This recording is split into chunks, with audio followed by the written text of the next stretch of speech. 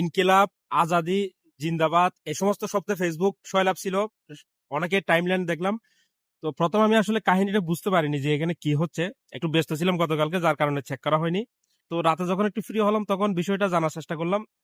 তো যেটা পেলাম সেটা হচ্ছে আমাদের বিদ্যুৎ ও জ্বালানি মন্ত্রী যিনি ইকবাল হাসান মাহমুদ টুকু মনে হয় ওনার নাম, উনি এই সমস্ত শব্দে আপত্তি জানিয়েছেন বাসার মাসে। আর হচ্ছে ওনার নাকি হৃদয় রক্তকরণ হয়। তো এই বিষয়টা নিয়ে পরে আসতেছি। তো গতকালকে আরো কিছু বিশেষ ঘটনা ঘটে গেছে। তার মধ্যে অন্যতম হচ্ছে ৭৪ বছর পরে জামাতের কোনো আমির হচ্ছে শহীদ মিনারে গিয়েছেন। এটা একটা পজিটিভ দিক আসলে, কিন্তু ওখানে এক সাংবাদিক ওনাকে যা তা প্রশ্ন করে একদম বিব্রতকর একটা পরিস্থিতির মধ্যে ওনাকে ফেলে দিয়েছে। সাংবাদিকের প্রশ্নের পরে ওনার চেহারার দিকে তাকালে বোঝা যাচ্ছে উনি আসলে কি বিব্রতকর পরিস্থিতির মধ্যে পড়ে গিয়েছিলেন। তো যাই হোক, এটা একটা পজিটিভ দিক। ৭৪ বছর পরেও যদিও জামাতের অনেকেই এখনো ভাষা আন্দোলন বা মুক্তিযুদ্ধ এখনো মনে প্রাণে স্বীকার করে না, এখনো তারা বলতে চায় যে এগুলো হচ্ছে ওইটা অনেক কিছু আসলে দাঁড় করায় আর কি। এই যে আসলে জামাতেরও কিছু দায় আছে এখানে, যে সাংবাদিকরা এই ধরনের প্রশ্ন করতেছে, এটার যৌক্তিক কারণও আছে আসলে। কারণ অনেকে এখনো মানতে চায় না যে ভাষা আন্দোলন হয়েছিল, মুক্তিযুদ্ধ হয়েছিল। আমার পরিচিত অনেকেই, আমার বন্ধু বান্ধবের মধ্যে অনেকেই বলে যে এই এই অবস্থা, এটা ভারতের বিরুদ্ধে, এটার বিরুদ্ধে, ওইটার বিরুদ্ধে, এগুলো মানে অজুহাত দেখায় আর কি। আরেকটা বিষয় হচ্ছে ব্যারিস্টার রুমিন ফারহানাকে গতকালকে হেনস্থা করা হয়েছে শহীদ মিনারে। উনি যখন ফুল দিতে গিয়েছেন, উনি বিএনপি রাজনীতি করেছেন সারা জীবন, হয়তো এখন উনি স্বতন্ত্র প্রার্থী, কিন্তু ওনাকে বিএনপির এক স্থানীয় নেতার যে সমর্থক তারা কিন্তু হেনস্থা করেছে।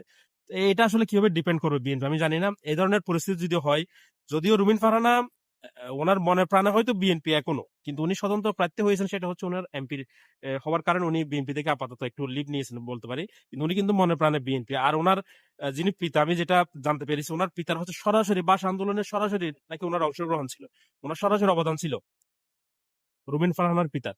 তো এরকম একজন মানুষকে অপদস্থ করা হয়েছে, আসলে এটা মানে ডিপেন্ড করার মতো না যে এই সমস্ত শব্দ ইনকিলাব, আজাদি, জিন্দাবাদ বা আরো অনেক কিছু, এগুলো নাকি পাকিস্তানি শব্দ, ফার্সি শব্দ, এখান থেকে ওখান থেকে এসেছে।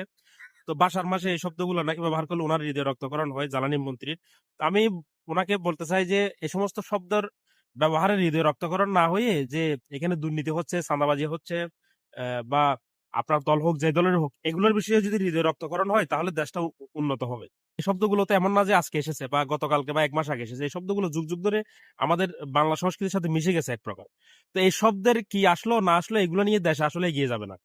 দেশ এগিয়ে যাবে হচ্ছে আপনারা যারা মন্ত্রিত্ব পেয়েছেন, আপনারা যারা দায়িত্ব পেয়েছেন দেশ পরিচালনার, আপনাদের সৎ উদ্দেশ্য, আপনাদের হচ্ছে ন্যায় নীতি, আদর্শ, নিষ্ঠাবান যদি আপনারা হন, তাহলে দেশটা এগিয়ে যাবে। এই শব্দের পিছনে দৌড়াদৌড়ি করে আসলে এত বছর পরে, ৭৪ বছর হয়ে গেছে ভাষা আন্দোলন, আর কি হবে বলেন। গতকালকে হচ্ছে আমাদের 21শে ফেব্রুয়ারি, ওই দিনে আপনি অনেক কিছু আলোচনা করতে পারতেন। ওই দিনে আপনি হচ্ছে তরুণদের মাঝে যে যারা ভাষা আন্দোলনে যারা শহীদ হয়েছেন, যারা অংশগ্রহণ করেছিলেন, তাদের বিষয় নিয়ে তুলে ধরতে পারতেন। তাদের নিয়ে অনেক গবেষণার বিষয় আছে। ভাষা আন্দোলন নিয়ে গবেষণা করলে আসলে শেষ হবে না। এসব বিষয়ে আপনি সুন্দর একটা আর্টিকেল দিতে পারতেন, সুন্দর একটা আপনি ইন্টারভিউ দিতে পারতেন, সুন্দর একটা কোনো কিছু লিখতে পারতেন, যেখান থেকে হয়তো তরুণ প্রজন্ম ভাষা আন্দোলন বিষয়ে আরো বেশি, আরো অনেক কিছু জানতে পারতো। যারা ভাষা আন্দোলনকে এখনো মানতে চায় না, তারাও যাতে আগ্রহী হয় যে না, আমাদের দেশে একটা ভাষা আন্দোলন হয়েছিল, এটার জন্য আমরা বাংলা ভাষায় কথা বলতে পারতেছি। তো তারাও যাতে আগ্রহী হয়। আদৌ হবে কিনা জানি না, কারণ এত বছর যেহেতু হয়নি, তারা একটা দল, নির্দিষ্ট একটা দল, তারা হয়তো এখন দেখানোর জন্য করতেছে, যেটাই হোক। কিন্তু কথা হচ্ছে ভাষার পিছনে এই যে শব্দ, কি শব্দ কোন জায়গা থেকে আসলো, এটা আমাদের সংস্কৃতির সাথে মিশে গেছে ভাই। আরো অনেক শব্দ, তাহলে এই যে ইনকিলাব তো একটা পত্রিকাও আছে, আজাদি একটা দৈনিক আজাদি একটা পত্রিকাও আছে, তাহলে এই পত্রিকাগুলো কেন ব্যান করা হয়নি এত বছর।